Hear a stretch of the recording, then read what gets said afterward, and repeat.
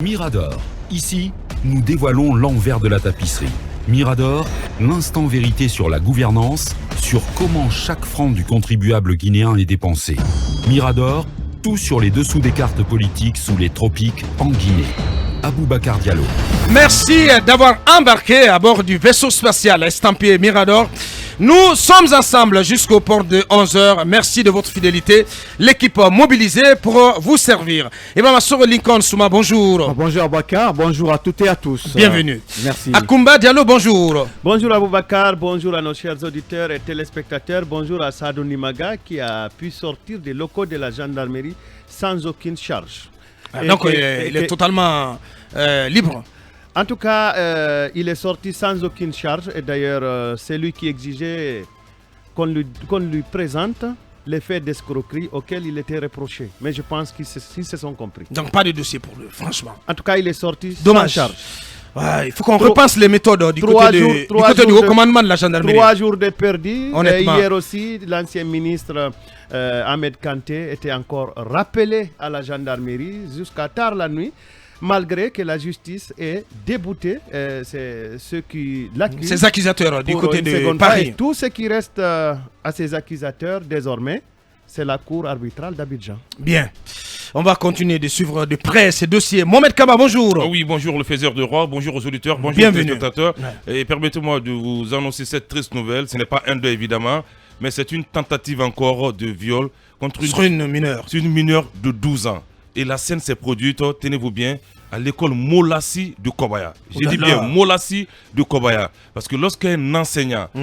Après le point de Kobaya. Après le point de Kobaya, Ouais. un enseignant qui fait des attouchements avec une fille de 12 là. ans, qui oblige une Dommage. fille de 12 ans à l'embrasser au sein d'un établissement, je crois qu'aujourd'hui, il faudra revoir cette situation. Au moment où je vous parle, l'OPROGEM a été déjà saisi de l'affaire officiellement. Une plainte a déjà été rédigée et je crois que les responsabilités seront situées. Tenez-vous bien, cet enseignant aurait reconnu déjà les faits et s'est mis carrément à terre pour présenter ses excuses à la direction. Mais c'est une affaire qui ne peut pas être étouffée. Une fille de 12 ans qu'on oblige à embrasser au sein d'un établissement et qu'on procède à des attouchements. Ouais. On ne sait pas où va ce monde aujourd'hui. Je suivais très la représentation des grimoires d'hier soir avec Zakaria et Ibrahima Khalil. Et le sujet se rapportait justement à ce qu'ils appelaient la masculinité négative. Tout à fait. Donc qui pousse certains hommes à des pratiques de cette nature. C'est très grave. C'est très grave. C'est triste. Une fille de 12 ans. Très courante dans les écoles. Aujourd'hui, il y a tellement d'enseignants pervers, mais très malheureusement, ce sont les directions qui couvrent les enseignants. Tout à fait. Rappelez-vous que nous, on a passé 2 ans à la justice contre une école, Saint-Joseph de Cluny, pour les mêmes pratiques que l'école continuait à couvrir. Dommage. Pour dire que ça existe et les enfants vraiment ne sont pas protégés. Nous avons eu le père de famille de cette fille au téléphone, croyez-moi. Ouais. Il est dans tous ses états, il n'a pas le moral au beau-fils. Ouais. On fait qu'il soit bon, qu'on lui tenir bon. Bien. Et que l'OPROGEM se saisisse de ce problème réellement. Merci Mohamed Kaba. Talibé Barry, bonjour. Bonjour le juste et bonjour à tous. Bienvenue. Merci. Bonjour Mamadou Ouri Diallo. Bonjour l'influenceur ouest-africain, merci. Bienvenue. Une minute pour que je parle du ministère des infrastructures et des transports. Monsieur Yaya Sow, vous vous souviendrez que dans la foulée de sa nomination à ce ministère-là, il a pris 2 décisions, notamment de suspension du contrat de Afrique Pesage, mais aussi de DSD, qui est donc chargé de la fourniture des plaques minéralogiques. Pour l'instant, on ne sait pas est-ce que ces contrats ont été si vous voulez, réactivés. Il n'y a pas d'infos là-dessus. Mais l'autre information que j'ai, c'est que... pendant ce temps, comment les gens se procurent les plaques? En tout cas, je n'en sais rien. Officiellement, on ne nous dit pas on ne nous dit pas, il fallait le dire officiellement si les choses ont repris. Mais l'info de ce matin, c'est que le ministre pourrait jeter son dévolu sur une autre société, c'est-à-dire Catalyst, qui gère les questions de bordereau, notamment au port autonome de Conakry. Parce que l'ancienne société qui gérait les questions de bordereau, on a l'information comme quoi la femme de ce monsieur qui est décédé entre-temps serait à Conakry et a eu des séances de déjeuner Bien. avec monsieur le ministre, ce qui veut dire qu'elle est en train de courtiser. Ouais. Sauf que le souvenir que les gens ont de leur gestion des questions de bordereau, eh ben, c'est un pire souvenir, même s'il y a des choses à reprocher à ceux qui gèrent maintenant. Ouais. Mais vouloir faire revenir cette société, eh ben, ça craint, comme on le dit très souvent. Ouais. Donc on a le regard sur le ministère des Infrastructures, sur le retour de cette société. L'éventuel retour. Éventuellement, qui veut reprendre la gestion des bordereaux Bien. du côté du port. Merci, Oui, Mamadou. oui, mais sur la question, on se rappelle que l'un des arguments opposés à DSD, c'était que l'ARMP avait émis des réserves par rapport à l'appel d'offres. Donc, ça veut dire que si DSD doit sortir du jeu, il faut lancer un nouvel appel d'offres. Un nouvel appel d'offres. Pour Absolument. que, Ça peut pas se passer en catimini. en catimini, pour que tout le monde puisse concourir et que le maire soit enfin retenu, puisque c'est ce qu'on nous semble nous dire. Aussi, par contre, après vérification, il s'avère qu'il n'y avait pas grand-chose à reprocher à DSD. Il faut le dire, mais les choses ne peuvent pas reprendre comme ça tout d'un coup. Ouais. Un communiqué a annoncé la suspension. S'il y a lieu que DSD reprenne, c'est un autre communiqué qui doit en faire l'annonce. Mais pas, pas du tout en tapinois, comme on a l'habitude de dire. Allez, c'est un autre tour de chauffe. FIM FM. Pour rien au monde, nous n'allons servir de caisse de résonance du politique. Notre mission, c'est de façonner l'opinion publique sur les enjeux sociétaux. Mirador. Ici, on sonne le glas de la compromission.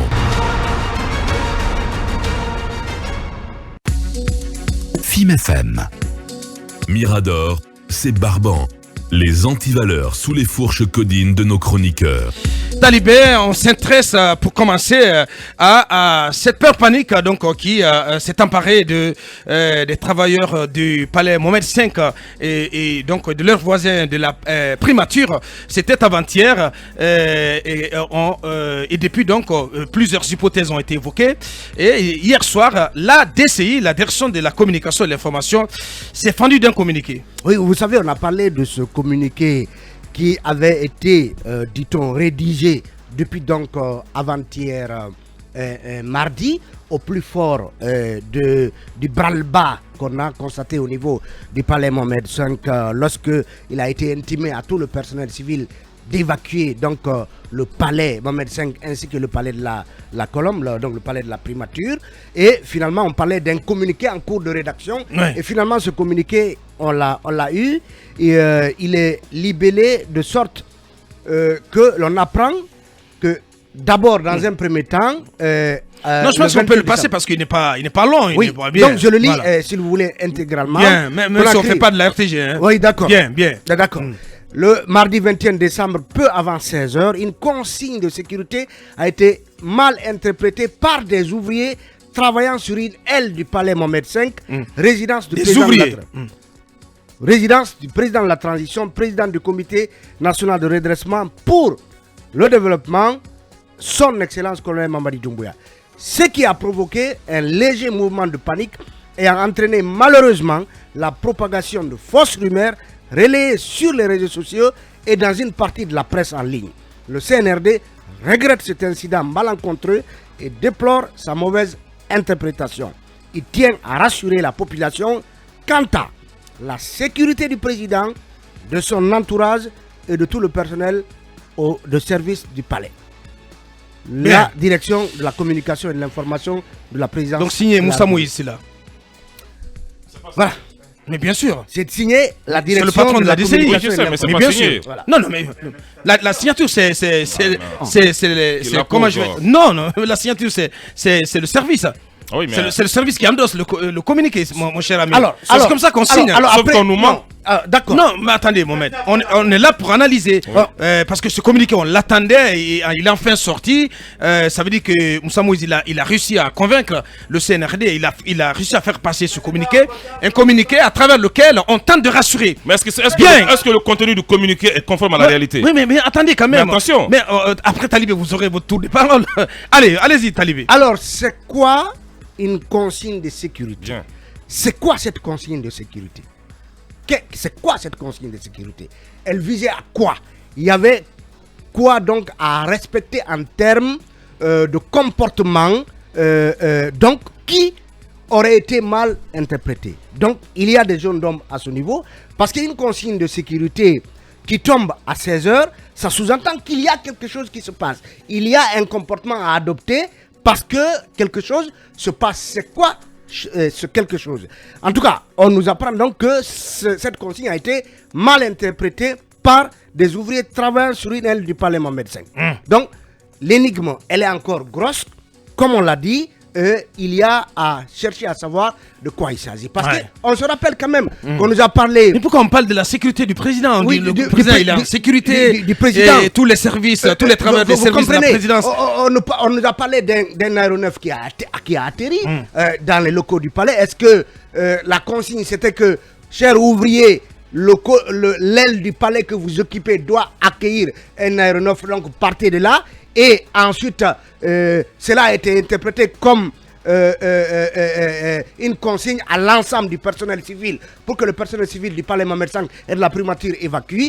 Ça, il y a encore beaucoup de zones d'ombre qu'on ne comprend pas. Et bien évidemment, quand il en est ainsi, en cette période sensible, parce qu'on est en période de transition, même en temps normal, sous un régime civil en fonction, dès qu'il y a de tels mouvements, une telle consigne, fut-elle, nous apprendons, mal interprétée, et la cité se met en émoi. La cité se pose des questions, parce qu'il y a, le 5 septembre est encore, il y a juste moins de 3 mois moins de 4 mois qu'il y a eu le 5 septembre. Donc on se pose des questions, on a peur pour notre transition, c'est normal. On a peur pour notre colonel qui a de bonnes intentions, c'est normal. On ne peut pas nous en vouloir. Et lorsque il y a de tels mouvements, il n'y a pas d'explication.